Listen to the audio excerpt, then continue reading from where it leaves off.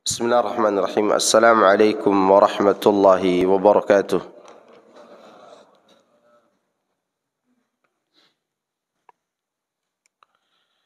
Innal hamdalillah nahmaduhu wa nasta'inuhu wa nastaghfiruh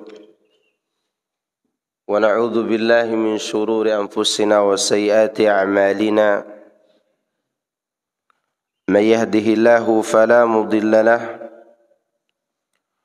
وما يضلل فلا هادي له وأشهد أن لا إله إلا الله وحده لا شريك له وأشهد أن محمدا عبده ورسوله صلوات ربي وسلامه عليه وعلى آله وصحبه أجمعين ومن سار على نهجه واستنى بسنته إلى يوم الدين أما بعد. Jemaah sekalian, a'azani Allah wa iyyakum. Alhamdulillah, kita bersyukur kepada Allah Subhanahu wa taala atas nikmat agama Islam yang Allah anugerahkan kepada kita semuanya. Berapa banyak orang-orang yang dianggap fakir secara ekonomi, tetapi mereka menikmati agama Islam.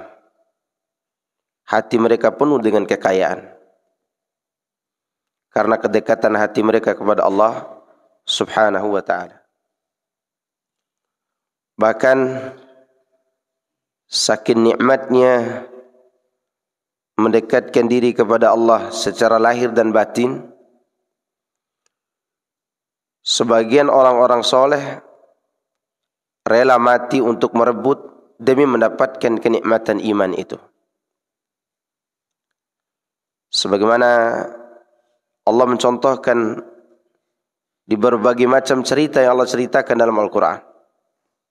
Di antara cerita yang menakjubkan adalah keimanan para tukang sihir yang kalah dengan Nabi Musa, yang kalah dari Nabi Musa ketika mereka melancarkan sihirnya, sedangkan Nabi Musa menampakkan mukjizat. Kata tukang sihir itu di hadapan Nabi Musa alaihissalam, qalu amanna bi rabbil alamin, Rabbi Musa wa Harun. Dan itu didengar oleh Fir'aun. Mereka mengatakan, kami beriman kepada Rabb semesta alam, yaitu Rabbnya Nabi Musa dan Nabi Harun. Mendengar hal itu, Fir'aun marah dan dia mengancam akan memotong-motong kaki dan tangan para mantan tukang sihir ini. Apa jawaban jiwa yang sudah tenang ini? Hati yang begitu lapang, hati yang sudah merasakan nikmatnya iman, yang selama ini kenikmatan tersebut tertutup oleh hasrat dan kezaliman yang mereka ikuti dari Fir'aun. Apa kata mantan tukang sihir itu? Qalu lan nu'thiraka ala ma ja'ana minal bayyinati walladhi fatarana faqdi ma anta qadin innama taqdi hadhihi al-hayata ad-dunya. Lihat bagaimana tenangnya perkataan mereka. Mereka tidak ragu. Kata Allah Subhanahu wa ta'ala menceritakan perkataan para mantan tukang sihir ini. Wahai Firaun, kami tidak akan mengutamakan engkau atas mukjizat yang kami lihat ini, atas penjelasan-penjelasan yang datang kepada kami, yaitu berupa mukjizat dan yang datang dari zat yang telah menciptakan kami, itu Allah Azza wa Jal. Silakan engkau menyelesaikan apa yang mau engkau selesaikan. Artinya silakan kau matikan saja kami, karena engkau hanya memutuskan kehidupan dunia saja. Itulah jiwa kalau sudah tenang. Dia rela mati untuk mempertahankan agamanya.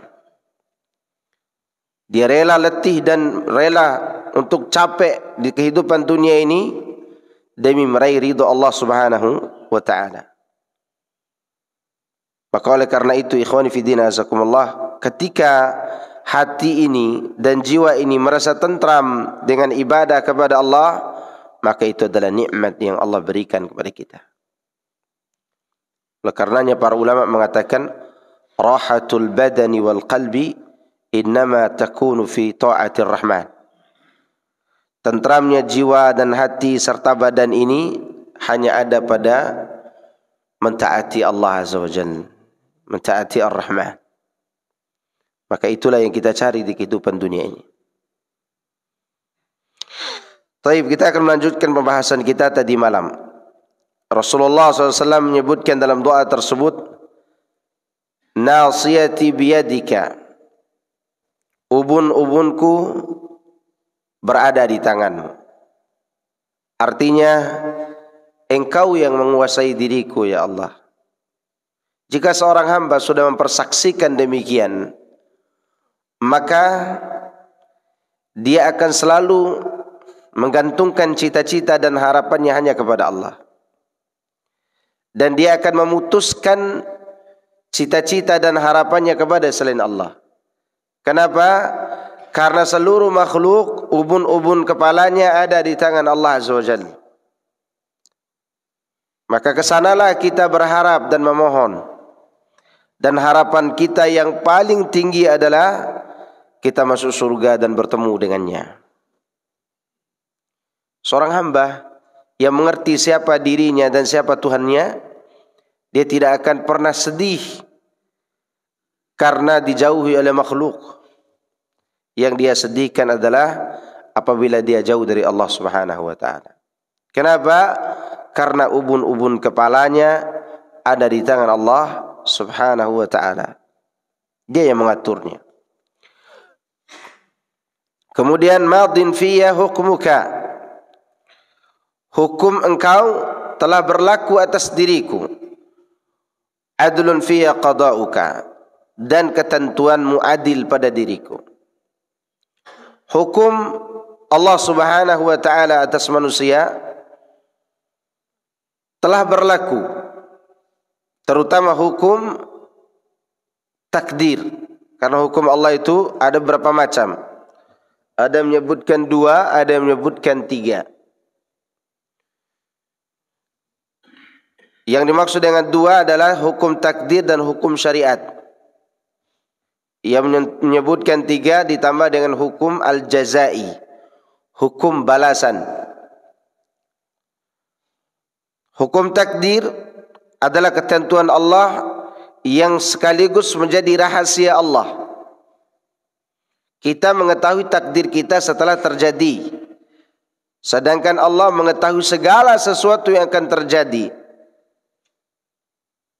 sebelum terjadi dan setelah terjadi, atau sesuatu yang apabila terjadi Allah tahu kejadiannya meskipun tidak terjadi. Itu ketentuan takdir. Dan kita tidak tahu takdir kita. Setelah keluar dari sini kita tidak tahu apa yang kita lakukan dan apa yang kita dapatkan. Karena belum terjadi. Nah, ini namanya hukum takdir dan berlaku untuk semua makhluk. Pasti terjadi. Yang kedua, hukum yang telah diberlakukan atas kita, atas manusia adalah hukum syariat. Yaitu Allah menurunkan syariat untuk mengatur hidup dan kehidupan kita. Dan hukum ini ada yang mengikuti, ada yang tidak. Padahal hukum ini telah ditetapkan harus dilakukan oleh manusia. Wa ma khalaqtul jinna wal insa illa liya'budun. Hukum ibadah itu seharusnya dilakukan oleh semua makhluk. Tapi ternyata hukum ini bisa berubah karena tingkah laku manusia.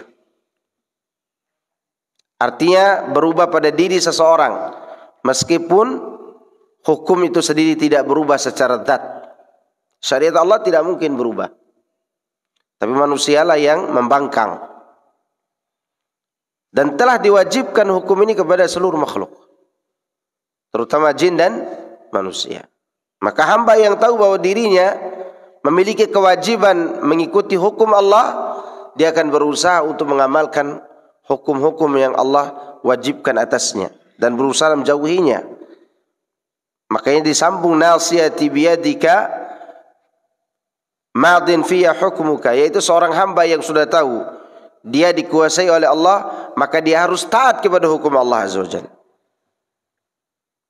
Oleh karenanya para sahabat dulu mengatakan sami'na wa ata'na, terutama pada perkara-perkara yang berkaitan dengan ibadah mahdhah dan akidah. Mereka sami'na wa ata'na. Demikian juga para ulama setelahnya. Kecuali dalam urusan muamalah mereka cari ilahnya. Bisa ada sebuah larangan. Larangan tersebut mereka lihat ada dalilnya, tapi mereka tidak hanya melihat dalil saja. Mereka melihat kenapa dilarang. Itu urusan muamalah. Tetapi kalau urusan ibadah, solat 4 rakaat kenapa tidak pernah ditanyakan. 2 rakaat kenapa tidak ditanyakan. Itu berlaku kalimat sami'na wa ta'ana. Begitu sikap mereka. Karena hukum Allah itu wajib ditegakkan oleh seorang hamba. Ini hukum yang kedua. Yang ketiga hukum jazai, hukum balasan. Yaitu hanya Allah yang berhak membalas perbuatan para hamba. Nah, disinilah kita melihat betapa besarnya dosa orang-orang yang meminta-minta di kuburan. Kok sampai ke sana pembahasannya? Iya. Karena orang-orang yang meminta di kuburan itu melakukan 2 kezaliman. Pertama, menempatkan doa bukan kepada Allah. Yang kedua, dia menganggap orang di dalam kubur itu pasti selamat. Padahal yang berhak menghukumi orang itu pasti selamat siapa? Allah dengan hukum jazai tadi, hukum balasan. Tidak boleh seorang pun mengatakan orang dalam kubur itu pasti selamat atau pasti masuk neraka kalau dia seorang muslim. Kecuali kalau dia mati kafir, ya pasti neraka. Atau orang tersebut sudah disebutkan oleh Nabi pasti selamat. Misalnya Abu Bakar, Umar, Utsman, Ali. Kemudian 10 orang yang awal-awal masuk Islam. Kemudian Bilal bin Rabah dan seterusnya yang sudah dipastikan keselamatannya. Tapi kalau tidak ada kepastian dari syariat, memastikan orang itu selamat, dosanya sangat besar. Selain berbuat syirik, juga mengambil hak Allah subhanahu wa ta'ala. Hak jazai. Orang minta ke kuburan itu, kalau mau dibandingkan dengan kesyirikan, orang-orang meminta di pohon-pohon tempat keramat, lebih parah yang meminta ke kuburan. Tempat keramat itu menduakan Allah saja dalam urusan ibadah dan doa. Sedangkan orang yang minta di kuburan menduakan Allah dalam doa dan dalam menentukan balasan. Pertama, dia menduakan Allah dalam doa. Yang kedua, dia menduakan Allah dengan dirinya, di mana Allah subhanahu wa ta'ala dia saja yang boleh menentukan hukum balasan itu. Dan hukum ini sudah berlaku, tidak boleh dirubah, dan hanya mutlak bagi Allah saja. Makanya orang yang berbuat bid'ah itu kenapa dicela? Karena dia berusaha mengkudeta Allah dalam hukum yang kedua. Hukum apa itu? Syariat. Dia berusaha untuk apa? Menyaingi Allah dalam membuat syariat. Maka kenapa para ulama itu sampai kelihatan urat-urat lehernya dalam berbicarakan bid'ah? Karena di saat itu seorang tidak merasa bahwa dirinya sedang melawan Allah dalam pembuatan apa? Syariat. Tapi kan baik, itulah bahasa iblis. Dulu iblis memerangi Adam datang pakai pedang enggak? Enggak kan? Pakai panah juga enggak. Dia datang dengan nasihat. Nasihat yang baru selain daripada nasihat Allah Azza wa Jalla, di mana iblis mengatakan engkau dilarang memakan pohon itu karena takut jadi malaikat atau takut kekal di dalam surga. Dimakanlah sama Adam. Itu permusuhannya. Demikianlah orang-orang yang berbuat kebaikan menurut mereka, pada hakikatnya mereka musuh Allah subhanahu wa ta'ala. Maka ikuti saja hukumnya telah Allah tentukan, baru selamat. Kemudian adlun fiyya qada'uka. ketentuanmu adil pada diriku. Ini kalau berkaitan dengan hukuman Allah di dunia atau musibah yang Allah berikan kepada kita, bahwa itu adalah bentuk keadilan Allah atas dosa-dosa kita. Maka ketika kita mendapat musibah, yang pertama kali kita curigai adalah diri kita. Yang pertama kali kita tuduh adalah diri kita. Boleh jadi semua itu karena perbuatan dosa kita. Ya. Zaharal fasadi fil barri wal bahri bima kasabat aydin nas. Maka adil Allah Subhanahu wa taala memberi hukuman kepada kita. Kita mendapatkan misalnya pemimpin yang tidak sesuai dengan keinginan kita. Itu adalah merupakan bagian dari keadilan Allah atas kita. Kenapa? Karena kita lebih banyak dosanya daripada perbuatan baik. Maka kita harus sadar. Maka seorang hamba yang baik adalah mereka yang selalu husnudzon kepada Allah Subhanahu wa taala ketika mendapatkan hukuman dari Allah Azza wa Jalla. Demikian juga nanti di yaumul qiyamah ketentuan Allah berupa hukuman itu. Ketika seorang diazab oleh Allah, maka itu adalah bentuk keadilan dari Allah Azza wa Jalla.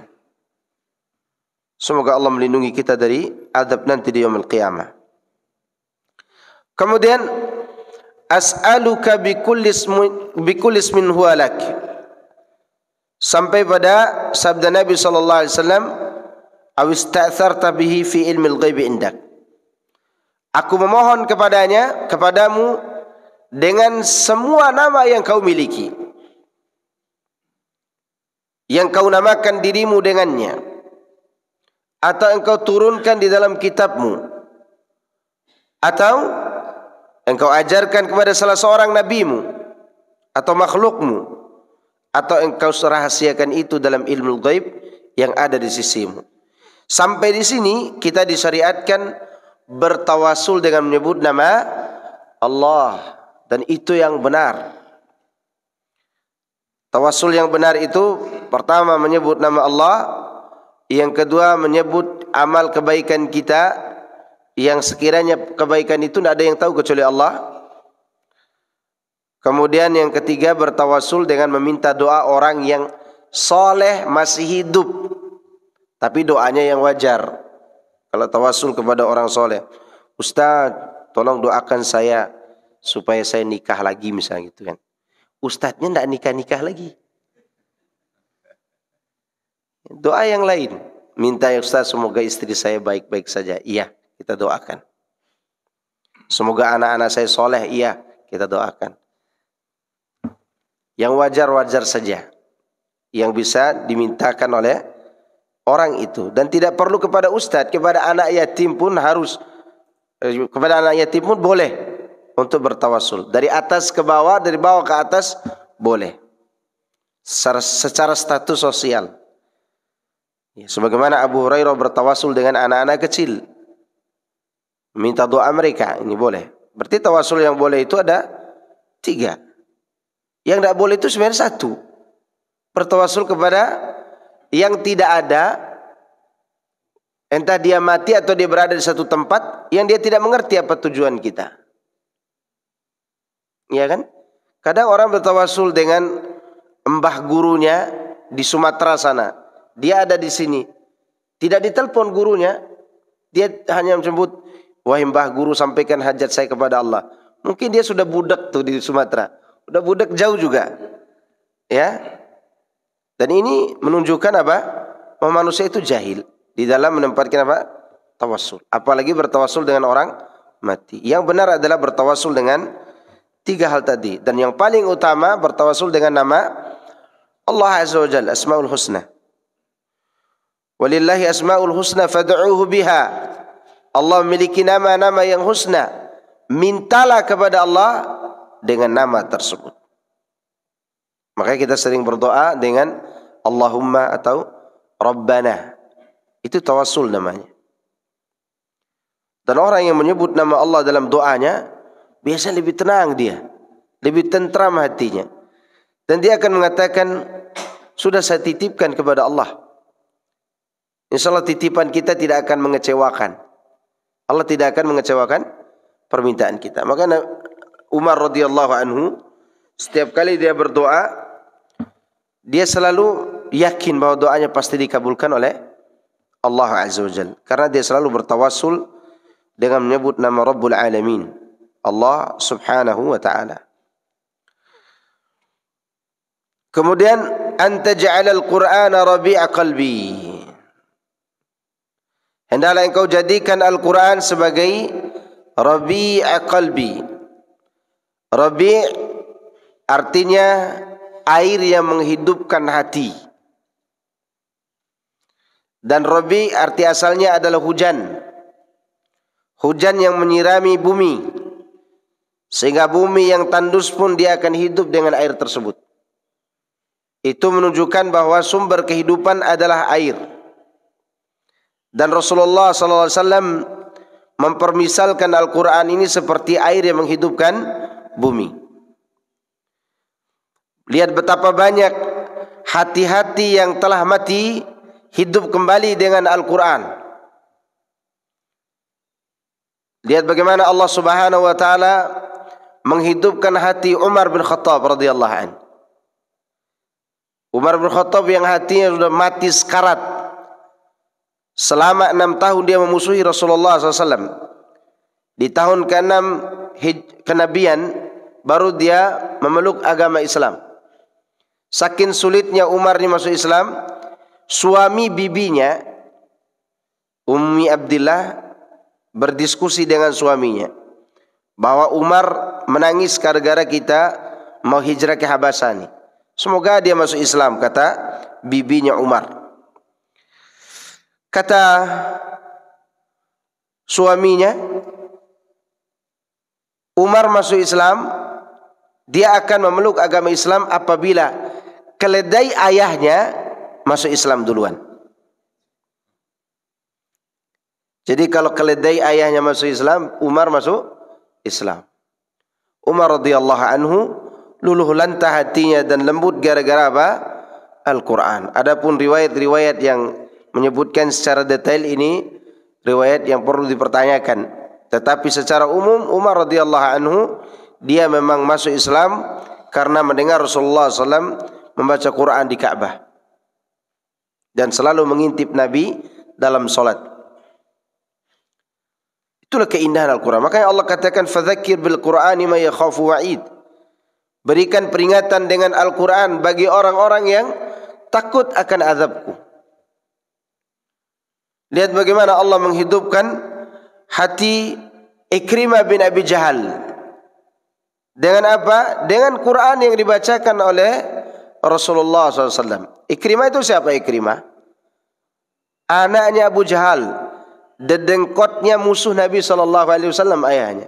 Tapi anaknya masuk Islam. Lihat bagaimana masuk Islamnya setan Quraisy, julukannya dulu setan Quraisy. Kalau Umar mengatakan anjing Quraisy, namanya Umair, saingannya Umar. Kalau ini Umar, ya ini Umair. Umair Al-Jumahi. Umair Al-Jumahi salah satu musuh Rasulullah SAW. Selesai perang Badar, dia kesal kepada Nabi. Anaknya ditangkap. Ya, kemudian Sofwan bin Umayyah juga kesal karena ayahnya Umayyah terbunuh di waktu perang Badar. Keduanya lagi duduk di satu batu di Mekah. Tidak ada yang melihat keduanya berbincang. Andai saja, kata Umair ini radhiyallahu anhuma, andai saja aku tidak khawatir hutangku tidak ada yang membayarnya, dan istri dan anakku yang di sini tidak ada yang menanggungnya, maka aku akan berangkat ke Madinah untuk membunuh Muhammad. Kata Sofwan, aku yang akan menanggungnya. Engkau berangkat saja ke Madinah, bunuh Muhammad, kemudian anak istrimu jadi tanggunganku, dan hutang-hutangmu aku akan bayar. Kata Sofwan bin Umayyah. Umayyah itu musuh Nabi. Sofwan ini anaknya, masuk Islam pula. Sudah sekarat semati apa tuh hati. Berangkatlah Umair Al-Jumahi radhiyallahu anhu. Dia lumuri pedangnya dengan racun. Ternyata di Madinah Jibril sudah datang bawa wahyu, kasih tahu, ini mau datang nih Umair nih. Begitu sampai Umair, dilihat oleh Umar, dia membawa pedang. Kata Umar radhiyallahu anhu, telah datang anjing nih, musuh Allah. Bahasa siapa tuh? Umar. Itu menunjukkan bahwa bahasa itu boleh nggak digunakan di saat tertentu? Boleh. Saking marahnya apa? Umar, dan saking kerasnya permusuhan Umair. Karena Umair ini bukan hanya menjadi musuh, pintar juga. Pintar memprediksikan. Antum tahu kan waktu perang Badar, awal-awal orang kafir kan mau pulang tuh. Itu atas idenya Umair. Karena dia tahu jumlah kaum muslimin yang 300 itu lebih berbahaya bagi kita daripada kita yang 1000 ini. Kita pulang saja. Khawatir mayat-mayat kita dikubur di Badar. Benar. Pintar memang Umair ini. Makanya tipu muslihatnya juga pintar. Umar tidak menyuruh dia masuk. Kata Nabi, suruh dia masuk. Karena Nabi SAW menyuruh, Umar taat aja. Begitu dia masuk, Umar mengatakan kepada orang Ansor, kalian dekati Nabi kalian. Ini bahaya ini. Ini musuh Allah ini. Sampai di situ karena Nabi dapat wahyu, dia sampaikan wahyu di hadapan Umair bahwa kata Rasulullah, apa tujuanmu ke sini? Aku hanya mau melihat anakku yang kau tawan. Kau bohong, kata Nabi. Terus terang saja apa tujuanmu? Iya, aku hanya ingin itu, kata Umair. Kata Rasulullah SAW, engkau tidak seperti itu. Kau datang karena engkau duduk dengan Safwan bin Umayyah di batu. Kau berencana untuk datang membunuhku dengan membawa pedangmu.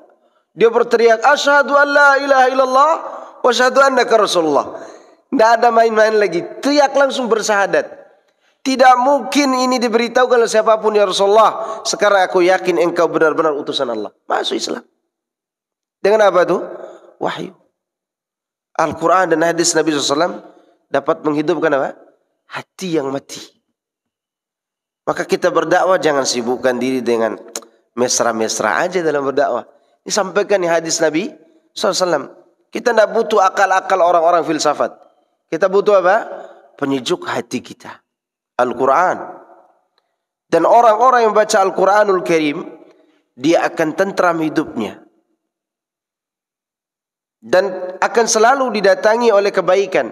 Bahkan rumah-rumah mereka akan diisi oleh para malaikat. Sebagaimana kisah siapa? Usaid bin Hudair. Kita katakan wakil premannya di Ansor. Di kaum Aus. Suku Aus. Suku Aus dan Khazraj itu sepupuan, bersaudara. Dari keturunan Yaman asli di zaman Nabi Ismail. Itu di antara keturunannya ada Aus dan Khazraj. Kalau di Makkah, Khuza'ah. Quraisy itu bukan keturunan Yaman asli, tapi Yaman campuran antara Yaman dengan Ismail. Dan Ismail alaihissalam pada saat itu tidak bisa bahasa Arab. Makanya Nabi Ismail itu tidak dikatakan Arab. Yang Arab itu Yaman. Ya, sehingga terjadilah Arab Aribah dan Musta'ribah. Aribah yang asli, Musta'ribah campuran. Nah, Aus dan Khazraj ini tidak ada kaitan dengan Quraisy. Kaitannya dengan ke atas tadi, orang Arab yang ada di Ansor. Dan mereka ini sering berperang saudara. Nah, Aus ini di antara pembesarnya di zaman Rasulullah SAW adalah Sa'ad bin Mu'adz dan Usaid bin Hudair, wakilnya. Ketika dia dengar bahwa di Madinah ini, di salah satu perkebunan suku Aus, ada da'i yang diutus dari Mekah, pembawa ajaran baru. Namanya coba?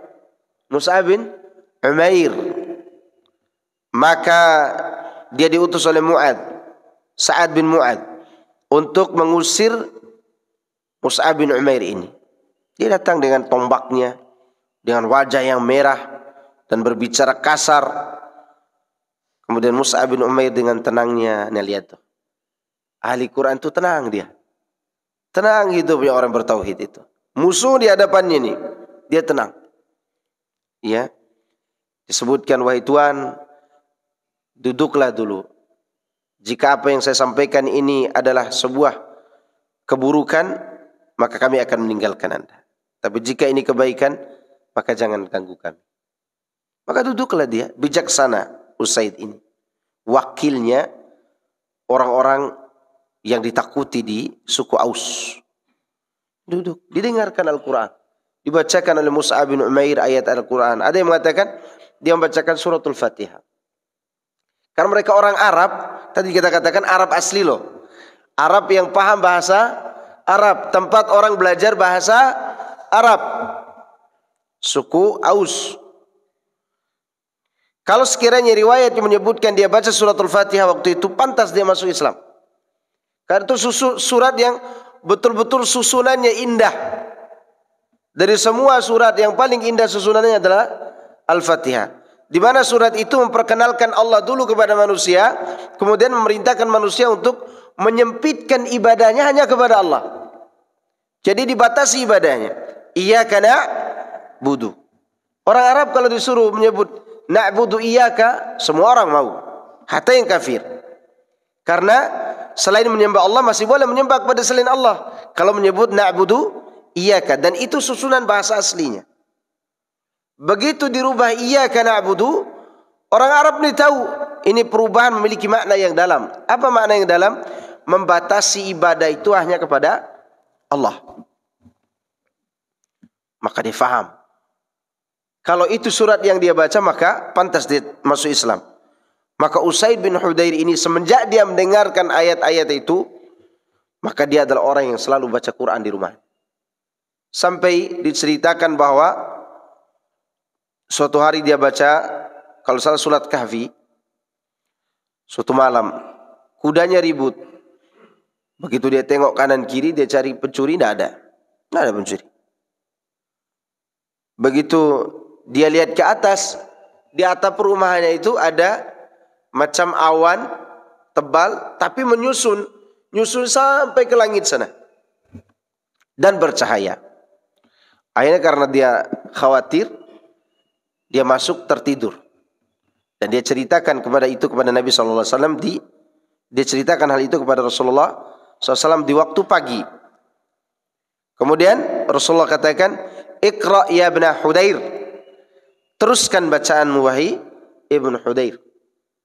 Tilka malaikatun tatanazzalu li qiraatika. Yang kau lihat itu adalah malaikat-malaikat yang turun karena senang mendengarkan bacaanmu. Bagaimana anda tenang hidupnya?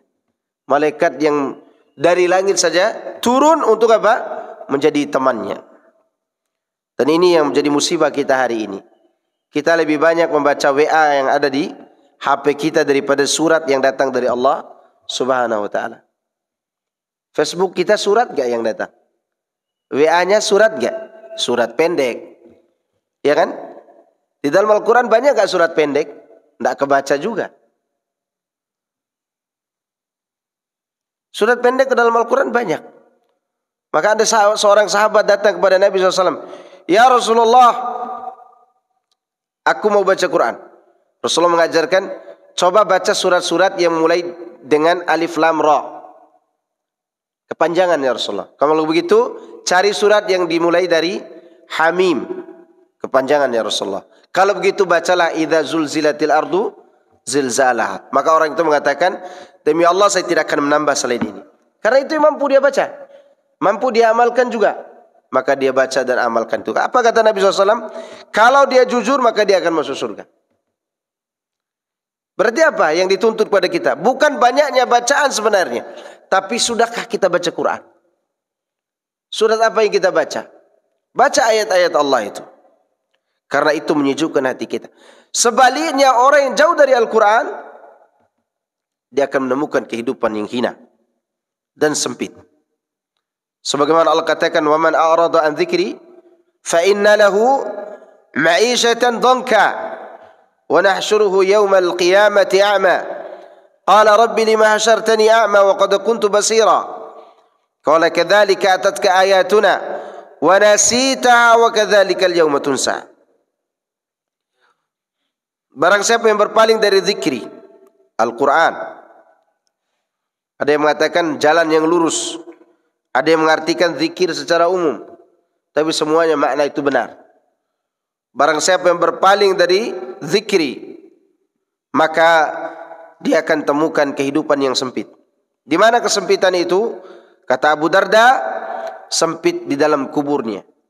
Kata Ibnul Qayyim, sempit di dunia, yaitu sempit dadanya, sempit di dalam alam kubur, dan nanti di yaumul qiyamah. Oleh karenanya lanjutan ayatnya mengatakan, dan kami kumpulkan dia dalam keadaan buta. Lalu dia berkata kepada Allah, Ya Rabb, kenapa engkau butakan mataku hari ini? Padahal dulu di dunia aku bisa melihat. Allah menjawab, demikian keadaanmu. Sebagaimana dahulu di dunia kau lupakan ayat-ayatku, hari ini engkau ditelantarkan. Kata para ulama, al-jaza'u min jinsil amal. Balasan itu sesuai dengan jenis amal. Ketika seorang menelantarkan Al-Quran, maka hatinya akan disempitkan di dunia. Hati-hati kita. Berapa banyak orang yang sempit hatinya? Walaupun hartanya banyak. Banyak sekali orang hartanya luas, banyak hartanya, tapi hatinya sempit. Karena dia jauh dari surat-surat yang Allah turunkan ini.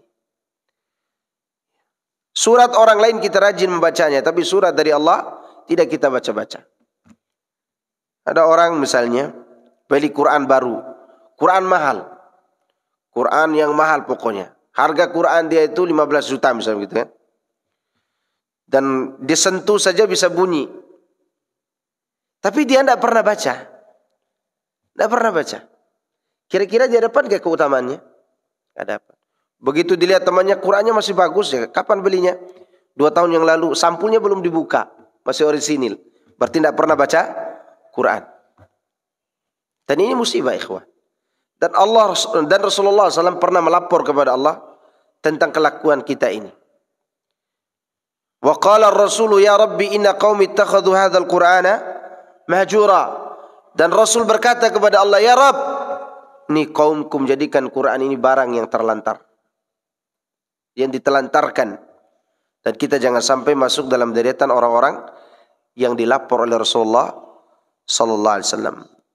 Karena Quran itu penyejuk hati dan cahaya untuk dada kita. Seorang yang dibutuhkan dalam kehidupannya apa? Kehidupan dan cahaya. Antum hidup nih, tidak ada cahaya. Kira-kira nyaman gak hidupnya? Tidak nyaman. Antum diberi kehidupan. Kata orang, besok antum diberikan makanan yang enak, misalnya gitu kan. Tapi tidak pernah lihat tuh makanan, tidak ada cahaya. Makan aja. Kira-kira nikmat gak memakannya? Nikmat ya nikmat, tapi memandangnya tidak nikmat. Atau besok Anda akan nikah dengan wanita cantik, tapi mati lampu terus setiap hari. Kira-kira kelihatan gak? Gak kelihatan. Maka diberikan apa? Cahaya. Hidup tanpa cahaya itu hampa. Tapi cahaya tanpa kehidupan itu bangkai. Maka harus ada dua-duanya. Maka ketika kita berdoa, Anta ja'alal Qur'ana rabi'a qalbi wa nura sadri. Kemudian lanjutan dari doa itu, wa jalaa huzni, dan jadikan Quran itu sebagai sesuatu yang menghilangkan kesedihanku. Sudah saya jelaskan pada tadi malam, huznun artinya apa? Menyedihkan sesuatu yang telah lewat. Makanya kalau ada musibah, ada apa yang menimpa kita, disinilah obatnya. Obat daripada kesedihan itu.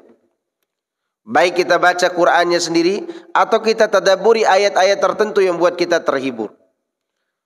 Makanya para ulama mengatakan, di antaranya Hasan al-Basri rahimahullahu ta'ala, beliau menyebutkan, jika seorang tertimpa musibah, ingatlah firman Allah dalam surah Al-Baqarah, alladzina idza asabatuhum musibatun qalu inna lillahi wa inna ilaihi rajiun. Dia tadabburi ayat ini, bahwa semua musibah yang menimpanya, apabila musibah menimpa mereka, mereka mengatakan sungguhnya kami milik Allah dan akan kembali kepada Allah. Yang kedua, kata beliau, ingatlah perkataan para sahabat pada saat perang Ahzab, di mana mereka mengatakan hasbunallah wa ni'mal wakil. Yang ketiga, mengingat perkataan Nabi Ayub ketika beliau sakit. Apa perkataan Nabi Ayub?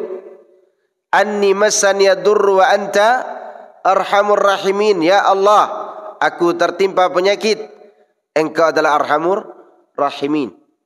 Yang keempat, perkataan Nabi Yunus ketika berada dalam perut ikan paus. Alla ilaha illa anta subhanaka inni kuntu minadh dhalimin.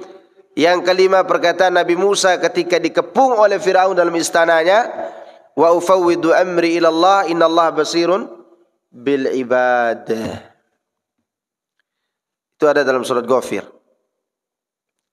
Surat Zukhruf, afwan. Pertama dalam surat Al-Baqarah, yang kedua surat Ali Imran. Cari sendiri nanti ya, baca dari awal sampai akhir. PR nih. Soalnya anda hafal nomor ayatnya. Kemudian perkataan Nabi Ayub alaihissalam ketika beliau sakit. Itu kalau salah terdapat dalam suratul Anbiya. Ayat 80-an lah. Atau ayat berapa. Kemudian perkataan Nabi Yunus dalam surat Yunus. Kemudian perkataan Nabi Musa alaihissalam. Kata Hasan al-Basri, ketika seorang tertimpa musibah, ini ayat hiburannya. Ayat apa? Yang menghiburnya, yang menenangkan jiwanya. Maka di antara makna doa ini wajala'a huzni. Huzni itu terjadi karena sudah tertimpa musibah, kehilangan, kematian, atau apalah, cerai gitu kan. Kan ada orang cerai sedih. Ada enggak? Banyak. Sedih karena kehilangan istri tercinta atau suami tercintanya. Maka kembali kepada tadabbur ayat-ayat tadi. Dan itu akan menghibur kita. Kemudian wa dhahaba hammi wa ghammi, dan sebagai pelebur daripada kegundahan dan kegelisahanku. Kegundahan dan kegelisahan ini biasanya terjadi untuk sesuatu yang sedang berlaku atau yang akan terjadi. Orang itu kadang gundah, tidak jelas gundahnya, ya enggak? Tidak jelas dia gundah gelisah. Apa yang digelisahkan, misalnya sudah lewat corona dengan 3 jenisnya. Dia mikirkan corona apa lagi yang akan datang nih. Ternyata corona sapi yang datang. Ya kan? Udah mulai gelisah lagi dia tuh. Maka ingat doa ini. Insya Allah dia akan hilang dengan tenang, ya kita akan menghadapi keadaan itu. Atau sebentar lagi pemilu nih. 2024 sebentar lagi loh. Udah mulai berita yang meresahkan di mana-mana nih. Kalau pilih fulan PKI, kalau pilih fulan Syiah, kalau pilih fulan Kristen, kalau pilih fulan Katolik. Terus yang dipilih siapa? Ente. Jadi gelisah. Dia pikirkan orang-orang di atas membuat dia gelisah. Bagaimana cara untuk menghilangkannya? Baca doa tadi. Insya Allah semua akan baik-baik saja. Dan jadikan Quran itu sebagai apa? Penyejuk hati kita. Jangan jauh dari kitab ini. Berapa banyak kitab yang dibaca di dunia ini, ketika kita baca 2-3 kali membosankan, ya enggak? Kalau baca kitab ini, Al-Quran, enggak bosan. Ada imam takbir, Allahu Akbar, Alhamdulillahi Rabbil Alamin. Makmum bilang, bosan, itu aja yang dibaca. Ada enggak? Enggak ada. Atau dia katakan, apa enggak ada surat lain yang dibaca? Tidak pernah muncul pertanyaan itu. Kenapa? Karena hati kita tidak bisa bohong. Dia tidak akan pernah bosan dengan ayat-ayat Allah Azza wa Jalla. Itu berapa banyak kita baca sehari. Tidak pernah terbesik dalam hati kita. Jangankan bosan, nanya aja tidak pernah. Kenapa? Karena ini bukti. Al-Quran adalah kitab yang luar biasa. Menyejukkan hati manusia. Berapa banyak orang masuk Islam gara-gara dengar apa? Al-Quran. Antum tahu kenapa dia Fudail bin Iyad taubat? Karena dia mendengar Al-Quran. Itu preman padang pasir tuh. Jadi ulama gara-gara apa? Ayat yang berbunyi alam ya'ninil ladzina amanu an takhsha'a qulubuhum li dzikrillah. Dengar ayat itu, dia bertaubat dan menjadi ulama. Subhanallah, ayat-ayat itu luar biasa. Jadi kita terkadang diri kita yang tidak pede dengan kitab ini. Padahal orang-orang di luar sana kalau mendengarkan ayat-ayat Quran, mereka senang sekali mendengarnya. Makanya orang-orang Yahudi sekalipun mereka mengakui bahwa ini kitab yang istimewa. Siapa yang mengakuinya? Yahudi. Kapan dia mengakui? Diakui sejak Rasulullah SAW diutus. Cuma mereka egois. Dan mereka ungkapkan itu tidak mampu mereka tahan-tahan di zaman siapa? Umar. Kalian baca satu surat yang sangat istimewa dalam Al-Quran kalian. Satu ayat. Apa itu? Al-yawma akmaltu lakum dinakum. Itu menunjukkan bahwa kitab ini luar biasa. Maka semoga Allah SWT menjadikannya sebagai penyejuk hati kita dan cahaya dada kita dan penghilang kesedihan kita dan juga kegundahan kita. Ini diantara makna daripada doa yang kita sebutkan tadi malam, dan diantara doa yang lain yang dapat menenangkan jiwa itu doa yang masyhur, La ilaha illallahul azimul halim, La ilaha illallah rabbul arsyil azim, La ilaha illallah rabbus samawati rabbul ardi rabbul arsyil karim. Doa-doa ini kalau kita panjatkan insyaallah kita akan tenang. Kemudian selain itu kita juga harus melakukan sebab-sebab yang dapat mensucikan jiwa kita. Di antaranya bertauhid kepada Allah, kemudian berdoa, kemudian baca Quran tadi kita bahas, kemudian menjadikan Nabi sebagai teladan dalam kehidupan kita, kemudian menutup semua pintu yang mengarah kepada kemaksiatan dan mengeluarkan kita dari ketaatan. Kemudian setelah itu mencari teman yang baik, banyak mengingat mati, tidak ujub, mengenal diri sendiri. Itu semua adalah sebab yang mensucikan jiwa kita. Dan kalau ada waktu insyaallah kita akan bahas itu, yaitu 10 kaidah pensucian jiwa yang ditulis oleh Syekh Abdul Razak hafizahullah ta'ala. Nama ada pertanyaan? Udah jam 6 tuh. Ya. Ada yang mau tanya?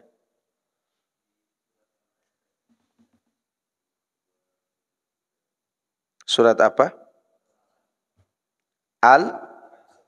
Al-Hasyr. Al-Hajj. Na'am, barakallahu fikum. Tentang apa itu? Pembagian hati. Di dalam surat itu, surat Al-Hajj, Allah membagi hati menjadi 3. Yang pertama hati para nabi dan rasul, dan itu tidak diragukan kesucian mereka. Maka dijaga kan di ayat itu. Yang di ayat 52 ya. Ayat 52 Allah Subhanahu wa taala menyebutkan tentang keinginan syaitan untuk memasukkan bisikannya dalam wahyu yang diwahyukan kepada para nabi, dan Allah jaga itu. Di akhir ayat 52 Allah sebutkan summa yuhkimullahu ayati, kemudian Allah mengokohkan ayatnya. Maksudnya menjaga ayatnya yang diwahyukan kepada para nabi. Lalu Allah katakan wallahu alimun hakim. Allah Maha tahu. Artinya Allah Maha tahu di mana dia menempatkan fitnah yang dilontarkan syaitan itu. Di mana dia akan tempatkan. Dan hakim artinya di sini bijaksana, menempatkan sesuatu pada tempatnya. Artinya bisikan syaitan itu di hati siapa yang berhak menerimanya. Maka selanjutnya dikatakan liyaj'ala ma yulqi syaitan fitnatan lil ladzina fi qulubihim maradun. Agar bisikan syaitan atau fitnah yang dilemparkan syaitan itu dijadikan sebagai ujian bagi orang yang memiliki penyakit dalam hatinya. Ini hati yang pertama. Hati yang kedua wal qasiyati qulubuhum, dan yang mati hatinya. Ada yang sakit, ada yang mati. Wa inna adh-dhalimina lafi shiqaqin ba'id. Sungguhnya orang-orang zalim, berarti setelah itu mereka jadi apa? Zalim. Berada dalam permusuhan yang jauh. Maka coba lihat orang-orang yang sudah mati hatinya pasti memiliki permusuhan yang luar biasa. Yahudi dia tega enggak membunuh anak-anak Palestina itu? Tega. Kenapa dia tega? Karena mati hatinya. Kan dalam pikiran kita, masa ada orang yang tega membunuh anak kecil gitu? Darah ditumpahkan di mana? Jangankan membunuh orang, kita tabrak kucing aja udah menyesal luar biasa, ya enggak? Ini membunuh orang loh. Kenapa bisa terjadi demikian? Ini buktinya. Wal qasiyati qulubuhum, mati hati. Jadi sakitnya dosa itu tidak terasa. Coba antum ke kamar mayat, cubit mayit. Cubit, diapain aja. Sakit gak dia? Enggak, kalau dia katakan sakit, hantu. Sakit Ustadz, itu lari. Karena itu kerasukan jin mayatnya. Ya. Mayat itu tidak sakit. Demikian juga orang yang mati hatinya, dosa, membunuh, mencuri, mengambil hak orang, tidak akan sakit. Coba lihat kelompok-kelompok, jangan Yahudi. Kelompok misalnya, Anda diceritakan oleh salah seorang lulusan mantan dari LDII dan NII. Waktu di LDII, kita boleh mencuri tapi di luar kelompok kita. Mencuri boleh, bayangkan. Makanya kalau ada ustadz mengatakan pergi ke mall, salawat, ambil, tidak bayar, pulang, mati hatinya tuh. Karena dia sudah tidak merasakan lagi sakitnya mencuri. Ya enggak? Maka cerita teman yang tobat dari NI dan LDI ini, waktu di sana, kalau NI lebih parah. Curi harta siapa saja, baik kelompok sendiri atau orang lain boleh. Dibolehkan. Nyolong boleh. Ya. Makanya Syiah itu tidak memandang zina sebagai apa? Sebagai dosa.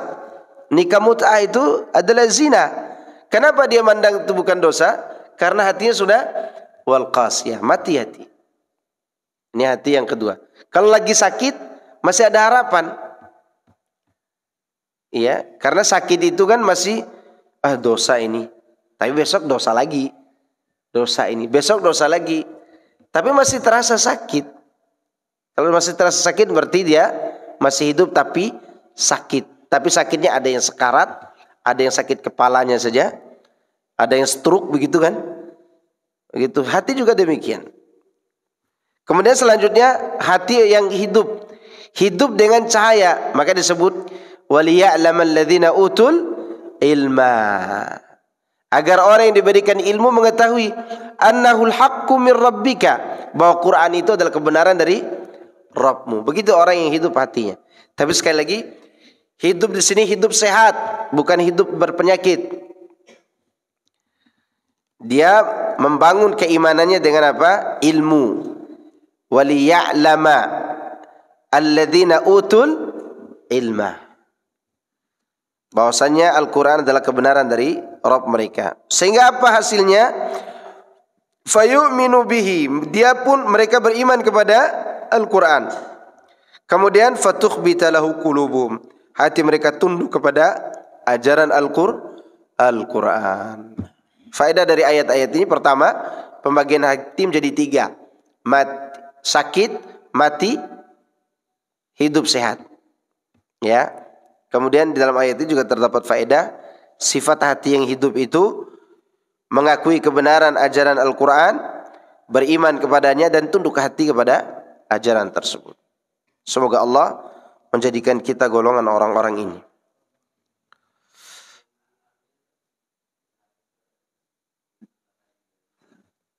Wa inna Allah lahadil ladzina amanu ila siratim mustaqim. Ya, Allah memberi hidayah orang-orang yang beriman kepada jalan yang lurus. Jadi yang dapat hidayah itu adalah orang-orang yang beriman. Tapi ingat, beriman di sini diawali dengan apa? Keinginan kuat. Karena berapa banyak orang yang ngaji tidak punya keinginan, sehingga keimanannya tidak kuat.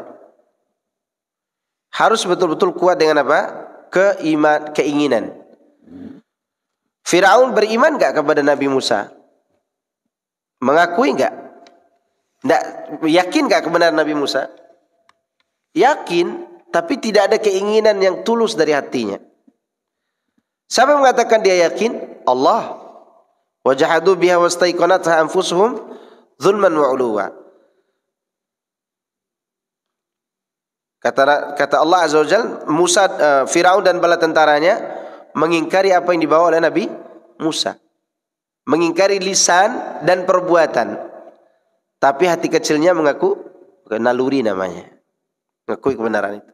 Kenapa ditolak? Karena zalim dan sombong. Oleh karena itu orang yang diberikan hidayah oleh Allah adalah orang yang memiliki hati yang jauh dari kezaliman dan kesombongan ini. Dan itulah hati orang-orang yang beriman. Orang yang beriman itu semakin dia punya ilmu, semakin lembut hatinya. Bahkan kepada orang-orang yang berbuat buruk kepadanya dari kalangan kaum muslimin, dia semakin baik hatinya. Tidak perlu dia membalas orang-orang itu. Itu orang-orang yang beriman. Selalu mendapatkan hidayah. Baik. Subhanakallahumma wa bihamdika asyhadu an la ilaha illa anta astaghfiruka wa atubu ilaik. Wassalamu alaikum warahmatullahi wabarakatuh.